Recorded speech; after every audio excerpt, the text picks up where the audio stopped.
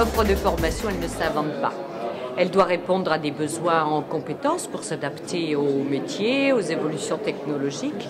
Et aujourd'hui, la stratégie économique, les parcours économiques des entreprises ont besoin de ces parcours de formation, parcours de compétences des personnes. Et au fond, c'est au service de tout cela. Et on construit la formation qui est adaptée, qui est la réponse la plus efficace possible aux besoins des entreprises.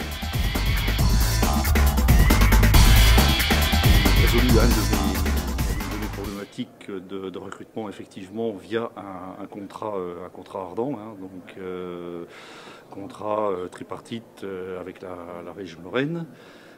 Donc il m'a permis de recruter un cadre ingénieur pour une spécialisation dans mon entreprise. Par contre, problématique effectivement du recrutement et des profils qui nous sont adressés par les services en particulier de Pôle emploi. Le tri préalable n'est pas forcément adapté aux besoins. Dans le cadre de la problématique autour de la formation, hein, le dispositif de la POE, à mon avis, est quelque chose qui sur ce genre de poste, hein, qui demande une technicité, qui part du bac à bac plus 2, permettrait d'intégrer une personne dans une entreprise telle que la mienne, qui a des besoins spécifiques en formation qui n'existent pas dans un cursus scolaire normal ou même de formation professionnelle d'adulte. Donc cette POE me semble un dispositif qui serait adapté.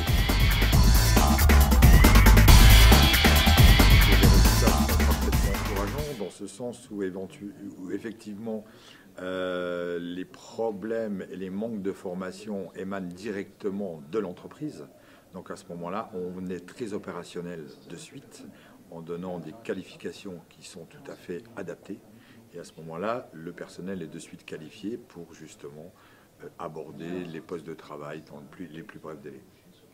On parle beaucoup d'alternance. Je crois que l'alternance, c'est réellement la chose à mettre en avant. On en a parlé beaucoup ce soir.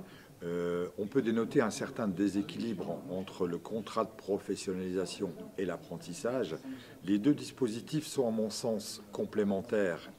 Et à ce moment-là, on peut dire que professionnaliser un jeune pour qu'il accède justement à une formation dans l'entreprise, c'est peut-être pas une formation diplômante comme le veut le contrat d'apprentissage, ça sera davantage une formation qualifiante pour qu'il aborde justement ce monde d'entreprise dans les plus brefs délais. Donc encore une fois, deux dispositifs complémentaires qu'il faut absolument mettre en avant. Je crois que c'est le sas d'entrée dans la vie active qui est indispensable pour tous les jeunes et qui justement va permettre à chacun de connaître les problématiques de l'entreprise pour mieux aborder le monde du travail et professionnel donc.